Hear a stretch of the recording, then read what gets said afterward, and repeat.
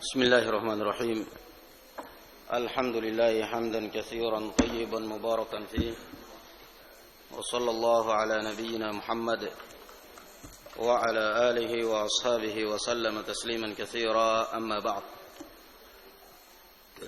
Siapa yang baca?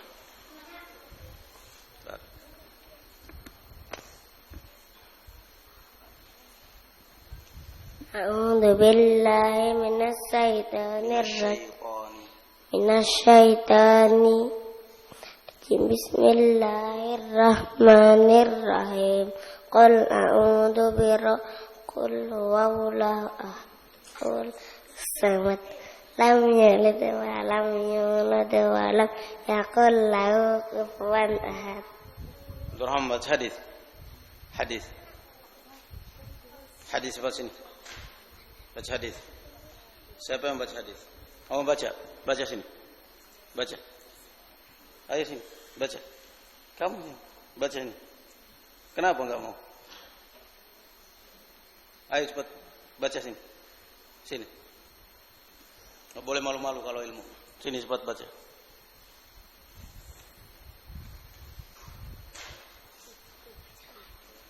أعوذ بالله من الشيطان الرجيم بسم الله الرحمن الرحيم قل أعوذ برب الناس ملك الناس إله الناس من شر الوسواس الخناس الذي يوسوس في صدور الناس من الجنة والناس.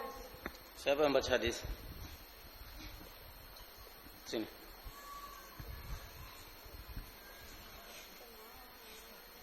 عن أبي ذر جندب بن جنادة وأبي عبد الرحمن وأبي عبد الرحمن معاذ بن جبل رضي الله عنه أن رسول الله صلى الله عليه وسلم قال اتق الله حيثما كنت وأتبع السيئة الحسنة تمحها وخالق الناس بخلق حسن. بارك الله فيكم.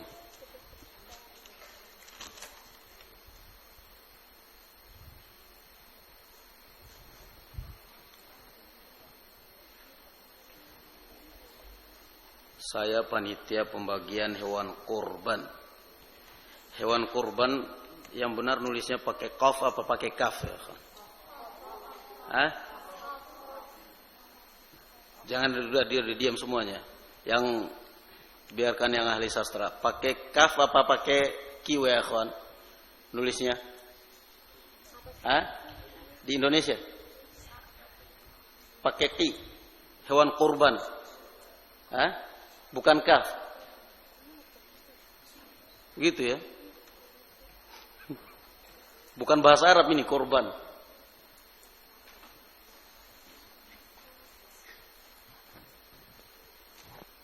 Bukan korban, bukan.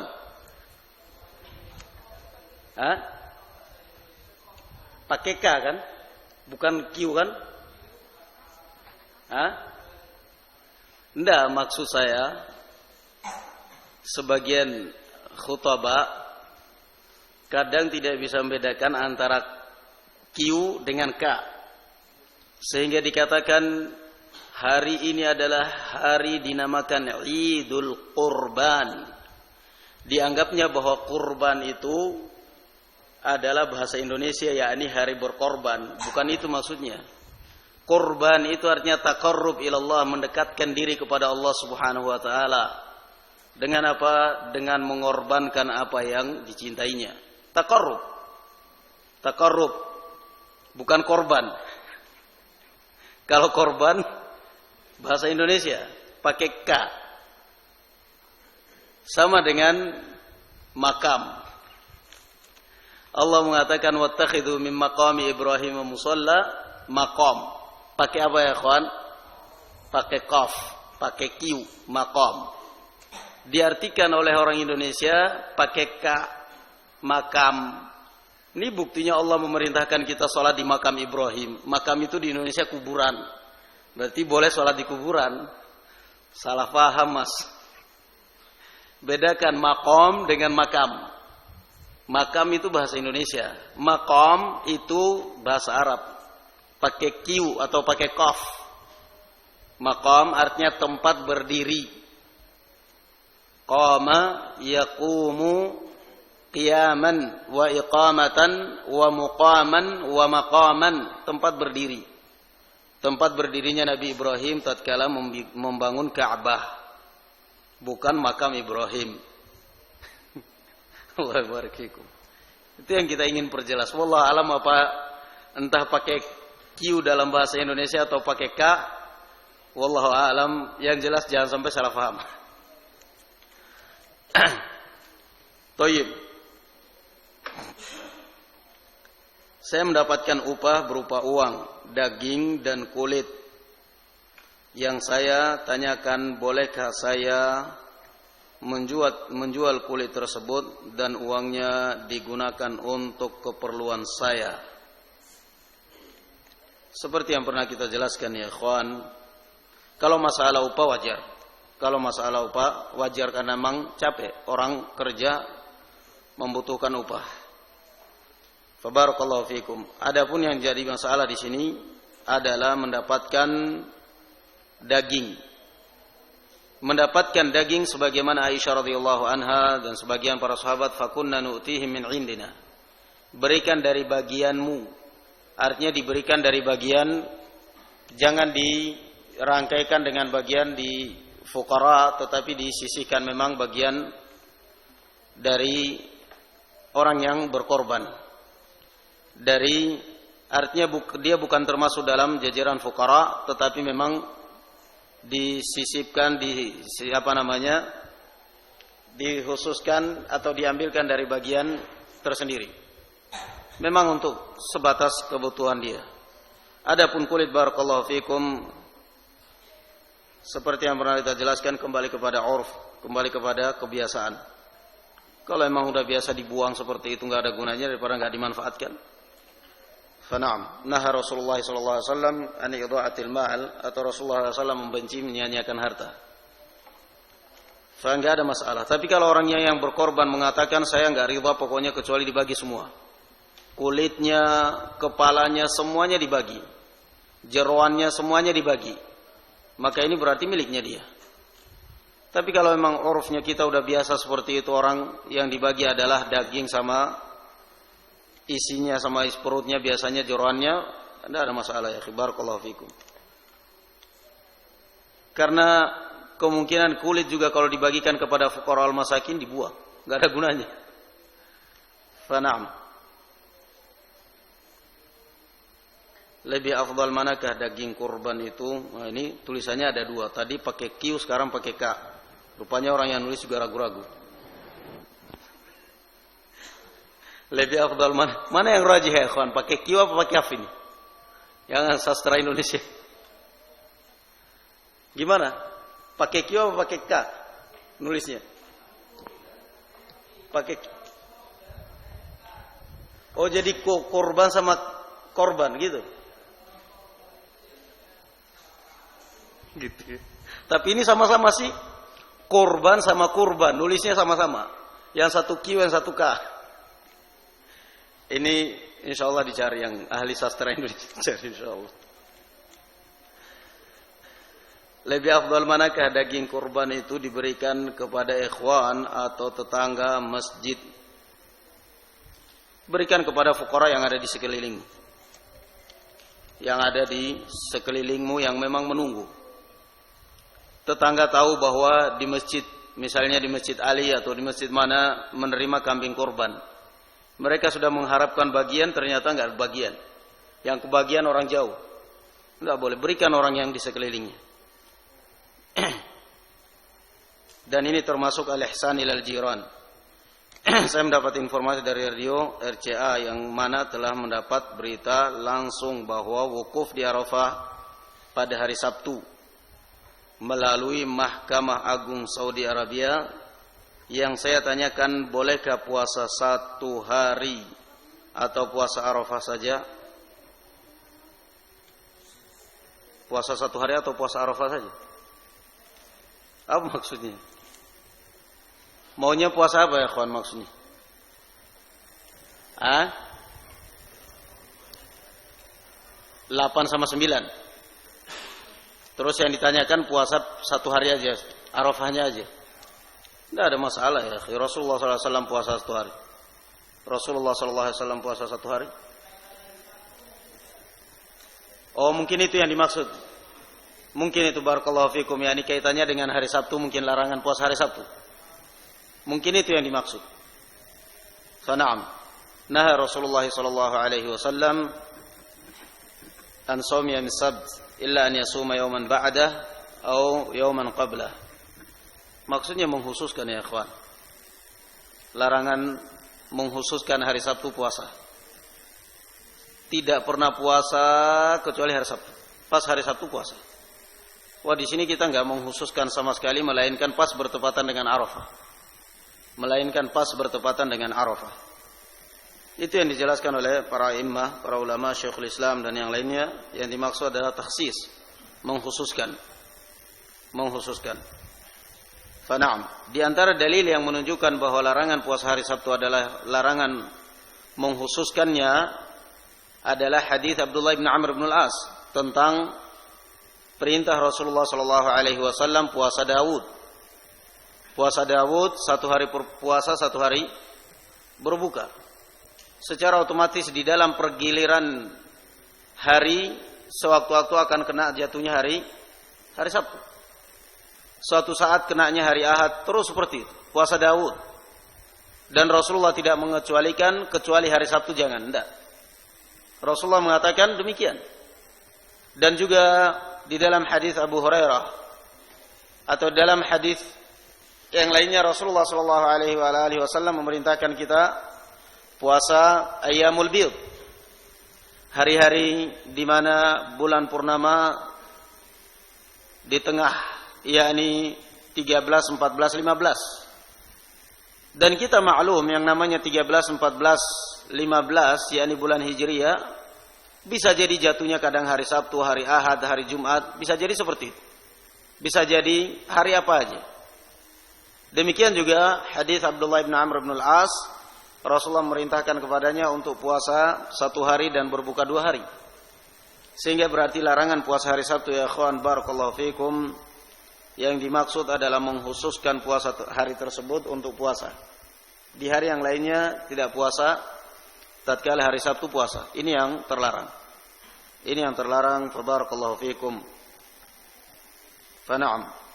Berarti kalau benar infonya ini ya ikhwan, idnya hari Ahad. Hari Ahad berarti bertepatan dengan tanggal berapa? Masehinya tanggal 6. Tanggal 6. Mudah-mudahan tidak berselisih lagi. Al-khilaf syarrun. Ikhtilafu ummati syarrun. Bukan rahmat. Dikatakan ikhtilafu ummati rahmah, ikhtilafnya umatku rahmat, tetapi di ruang sidang aja sedang ribut. Katanya rahmat, kok ribut? Yang namanya rahmat itu tenang, seperti orang lagi sholat itu kan tenang. Imam baca tenang, khusyuk, dengarin, itu namanya rahmat. Lagi taklim gini tenang, mendengarkan tenang, itu namanya rahmat. Sidang, gonto-gontoan, ribut, yang ini tanggal ini, yang ini hari ini, yang ini hari ini, katanya rahmat. Setelah itu ditutup rahmat. Orang tinggal bulatnya aja kok dibilang rahmat. Salah, hadisnya hadis batil. Al-khilafu syarrun, kata Ibnu Mas'ud radhiyallahu anhu. Kata Ibnu Mas'ud radhiyallahu anhu, al-khilafu syarrun. Tatkala beliau salat di belakang Utsman bin Affan radhiyallahu anhu di barakallahu fikum di Mina atau yang lainnya. Utsman bin Affan radhiyallahu anhu beliau salat itmam. Beliau salat 4 rakaat, tidak qasar.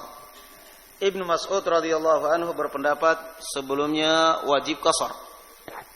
Tatkala beliau salat di belakang Ibnu Mas'ud, Utsman bin Affan radhiyallahu anhu, beliau mengikuti Utsman bin Affan. Mengikuti madhabnya atau pendapatnya Utsman bin Affan. Setelah beliau salat, ada yang bertanya, kenapa engkau sendiri berpendapat bahwa wajib qasar kemudian kok salatnya itmam, salatnya 4 rakaat? di belakang Utsman bin Affan. Kata Ibnu Mas'ud, al-khilafu syarrun. Yang namanya perselisihan itu adalah membuka pintu kejelekan daripada ribut. Fa na'am barakallahu fikum. Thayyib. Kalau memang itu yang ditanyakan tadi kaitannya dengan hari Sabtu, fa na'am. Tidak ada masalah puasa hari Sabtu. Kalau kaitannya mungkin yang dimaksud apa mau puasa 8 dan 9 seperti dalam hadis lain ishtu min qadim la sumanna at-tasi atau selainnya fa barakallahu la bukan itu hadisnya, itu hadis Asyura. Kalau yang dimaksud adalah menghususkan yakni dari 1 Dzulhijjah tidak pernah puasa kecuali 9 Dzulhijjah, maka itu memang nas hadis. Wasuila Rasulullah sallallahu alaihi wasallam an shaum yaumi Arafah. Rasulullah sallallahu alaihi wasallam pernah ditanya tentang puasa hari Arafah, faqala tukaffiru as-sanata al-madiyah wal baqiyah. Kata beliau sallallahu alaihi wasallam, pahalanya adalah menghapus dosa setahun yang lalu dan yang akan datang. yakni 2 tahun terhapus. Itu pahalanya. Sehingga barakallahu fikum ada 2. Kalau yang ditanyakan tidak pernah puasa dari 1 Dzulhijjah sampai 8 Dzulhijjah kecuali 9-nya, fa ini yang dimaksud dengan hadis. Ini yang dimaksud dengan hadis, yakni puasa 9 Dzulhijjah, 9 hari Arafah. Kalau yang dimaksud dengan menghususkan hari Sabtu karena kebetulan jatuh hari Sabtu, seperti yang tadi kita jelaskan, barakallahu fikum, alhamdulillah. Qala al-Imam Ibnu Katsir rahimahullahu taala, dzikru aqwalis salaf fil hamd. Di sini kenapa kita ya ikhwan sampai sekarang belum sanggup panitia menerima sapi? Belum sanggup. Algojonya rupanya masih kurang mahir kita.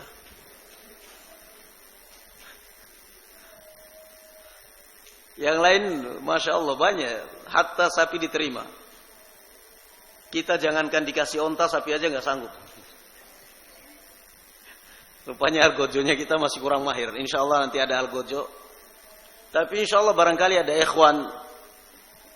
ikhwan yang biasa nyembelih sapi, jangan ditolak ya ikhwan.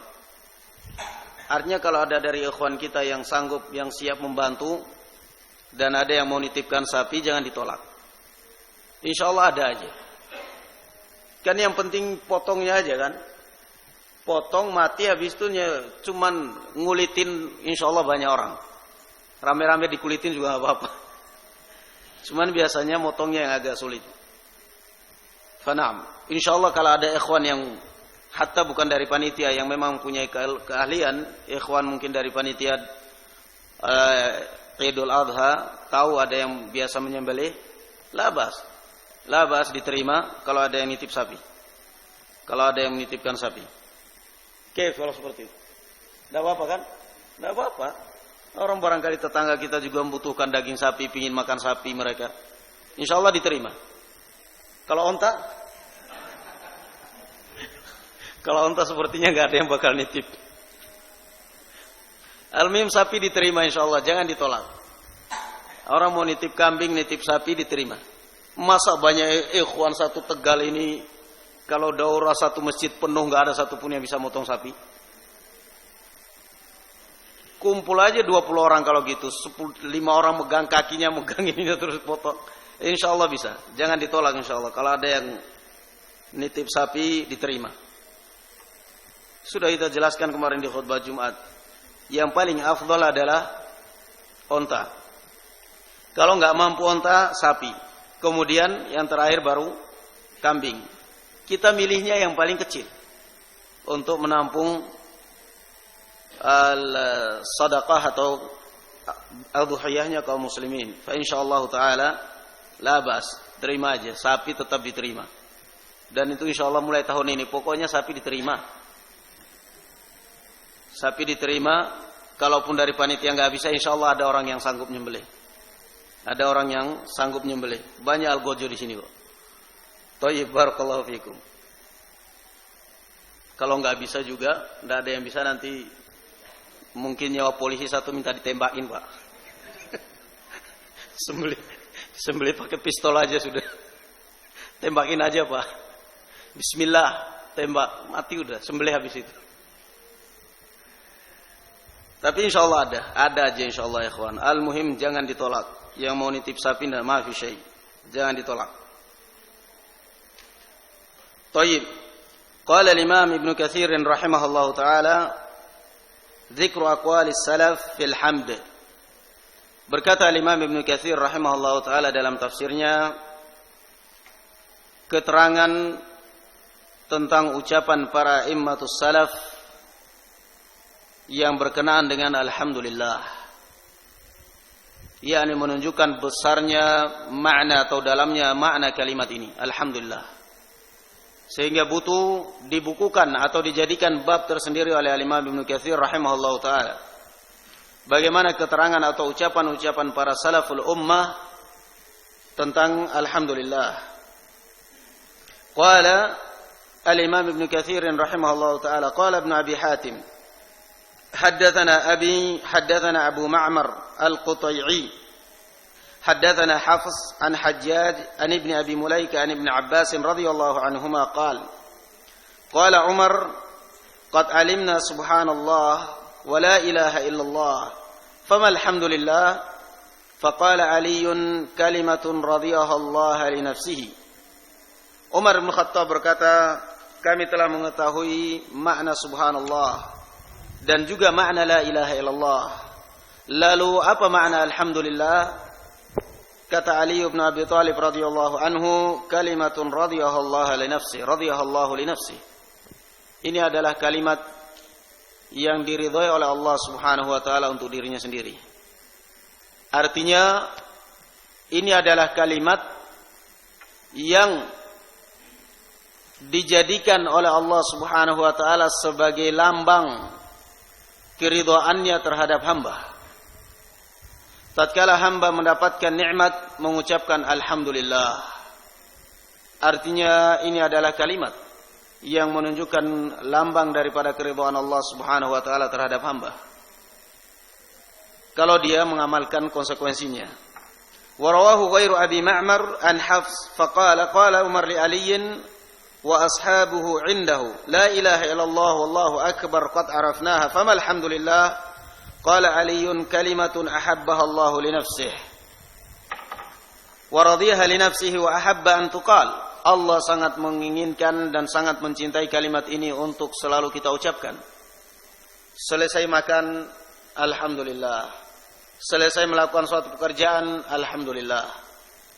Fana'am, yang artinya kita telah memuji Allah Subhanahu wa taala dengan seluruh nama dan sifat-sifatnya ketika kita mengatakan alhamdulillah. Thayyib. Wa qala Ali bin Zaid bin Jud'an an Yusuf bin Mihran qala Ibn Abbas alhamdulillah kalimatus syukr. Alhamdulillah ini adalah kalimat syukur. Wa idza qala al-'abdu alhamdulillah qala syakarani 'abdi. Tatkala seorang hamba mengatakan alhamdulillah, Allah mengatakan hambaku telah bersyukur kepadaku. Fana'am, jangan meremehkan kalimat-kalimat yang seperti ini, karena ini adalah kalimat syukur, menunjukkan bahwa kita senantiasa bersyukur kepada Allah Subhanahu wa taala, sedikit ataupun banyak. Dalam keadaan apa saja kita selalu mengucapkan alhamdulillah. Alhamdulillah. Usahamu berkembang ataupun tidak berkembang, ucapkan alhamdulillah. Kalaupun tidak berkembang, alhamdulillah masih sehat, masih bisa cari yang lain. Omsetmu naik ataupun turun, ucapkan alhamdulillah.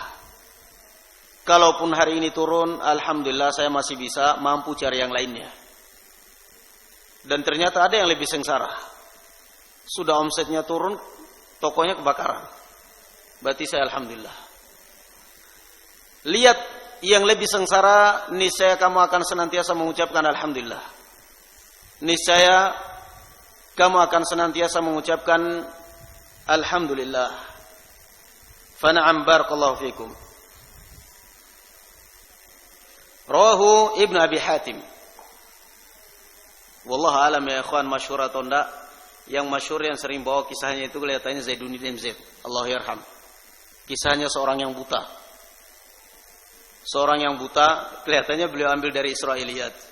Tapi artinya hikmah. Hikmah kelihatannya di Al-Bidayah Nihayah. Al-Bidayah Nihayah juga ada. Pernah kita baca. Cuman yang sering kita dengar dari Zainuddin MZ, Allahyarham.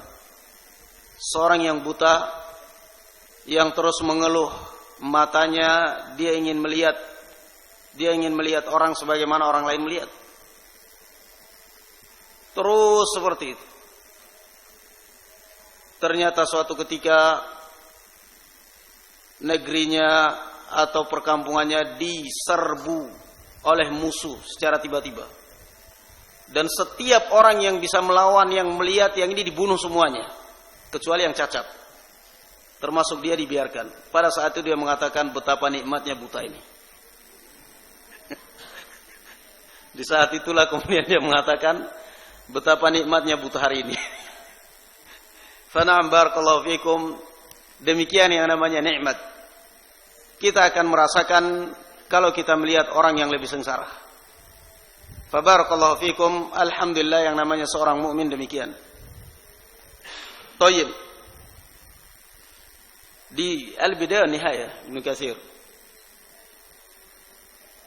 Qala wa rawa aidan huwa Ibnu Jarir min hadits Bishr ibn Umarah an Abi Rawq an Ad-Dhahhak an Ibn Abbas annahu qala alhamdulillah wa syukru lillahi wal istihza'u lahu wal iqraru lahu bi ni'amihi wa hidayatihi wa ibtida'ihi wa ghairi dhalik. Wa qala Ka'b al-Ahbar, ketika kita melihat barakallahu fikum orang yang sedang dilanda musibah,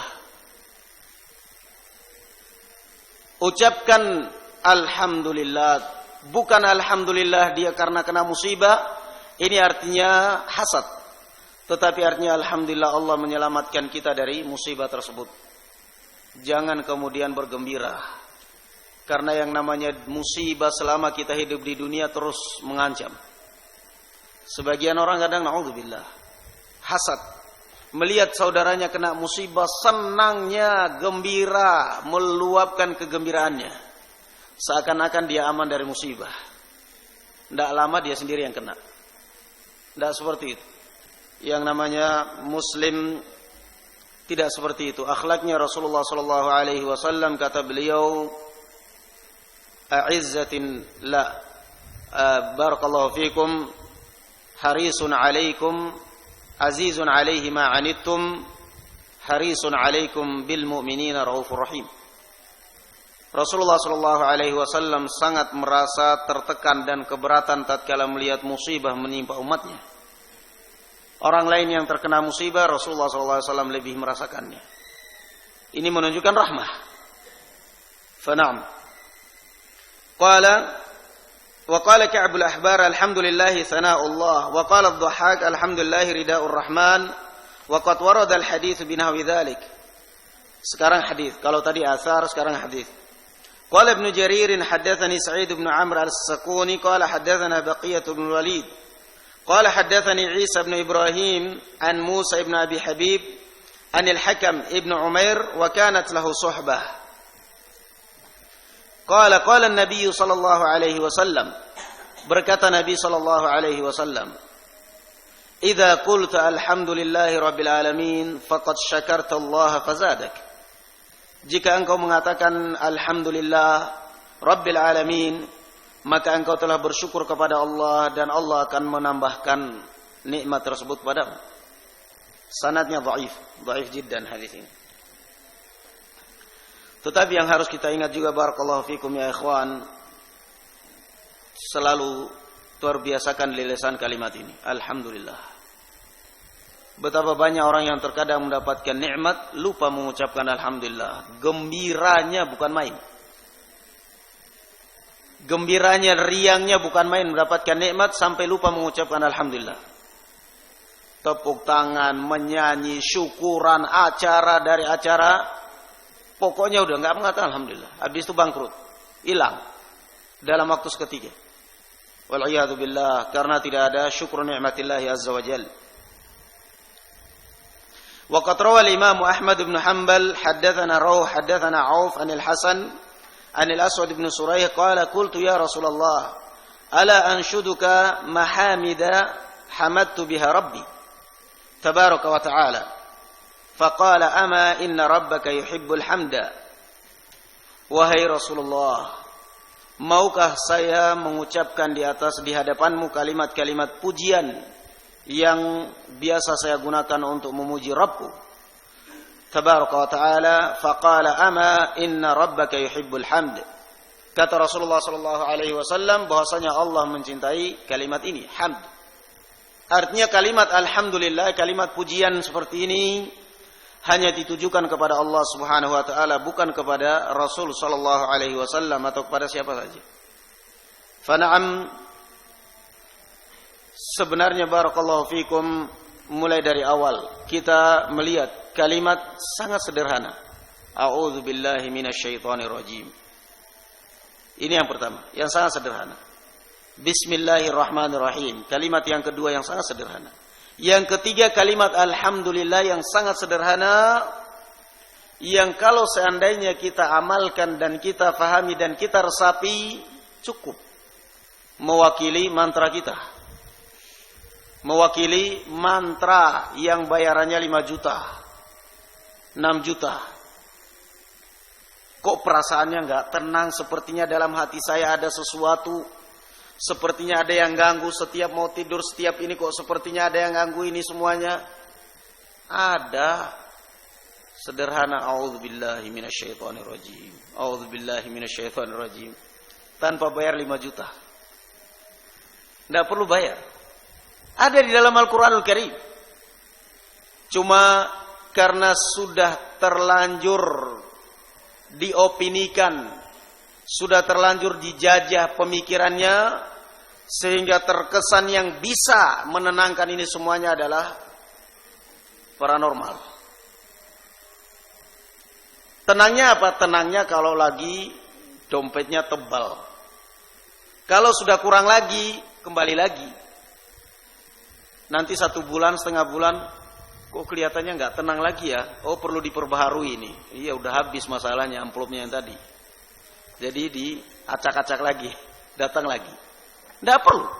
Ada di dalam Al-Quran, di hatimu, dan kamu hafal. A'udzu billahi minasyaitonirrajim. Fa imma yanzaghannaka syaitanu nazghun fasta'id billah. Ucapkan a'udzu billahi minasyaitonirrajim. Fa na'am. Demikian juga kalimat bismillahirrahmanirrahim. Kalimat alhamdulillahirabbil alamin, kalimat yang sangat sederhana. Kalimat yang sangat sederhana yang dimana kalau kita amalkan cukup mewakili 5 juta atau 1 juta atau 500.000 tadi itu. Harus manggil orang. Fana'am.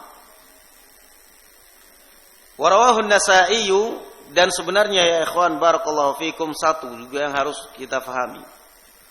Terkadang yang namanya perasaan takut, yang namanya katanya pintu tahu-tahu kok kebanting sendiri, sebenarnya terkadang bukan apa-apa. Tidak ada apa-apa.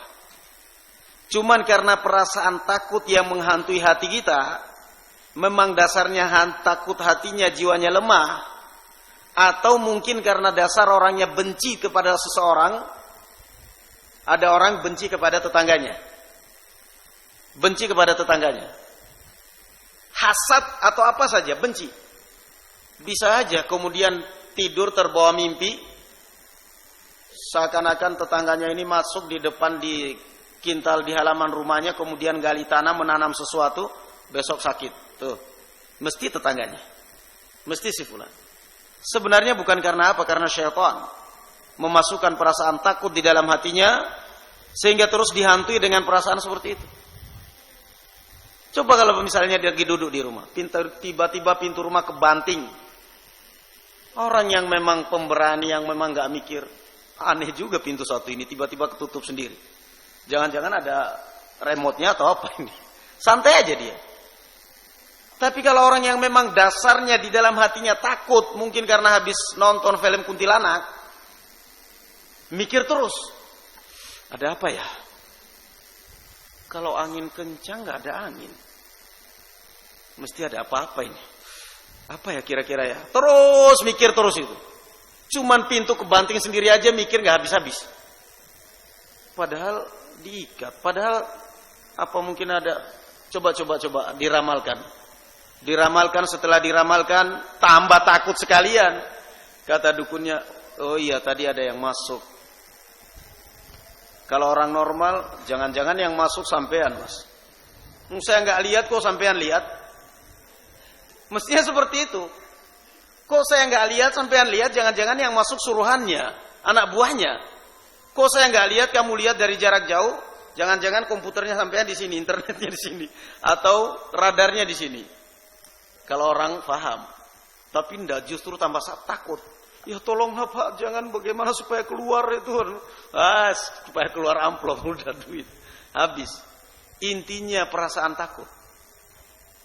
Mau kebanting, mau bunyi, mau apa, Allah. Aneh juga, pintu ini asyik juga nutup sendiri. Otomatis enggak saingan dengan pintu bandara. Saingan dengan pintu bandara, ini ada orang mau lewat, buka, mau tutup lagi, Masya Allah bagus juga, ini otomatis pintunya. Cuman karena seringnya dipikir, masuk syaitan. Karena memang itu kesempatan syaitan masuk. Fabarakallahu fikum ya akhwan, jangan. Terbiasakan zikir kepada Allah Subhanahu wa taala. Zikir pagi dan sore, membaca bismillah atau assalamualaikum masuk keluar rumah, itu semua adalah tameng terhadap rumah kita, keluarga kita dari syaitan. Fabarakallahu fikum. Fana'am, sehingga 3 kalimat yang kita lewati ini jangan dianggap remeh.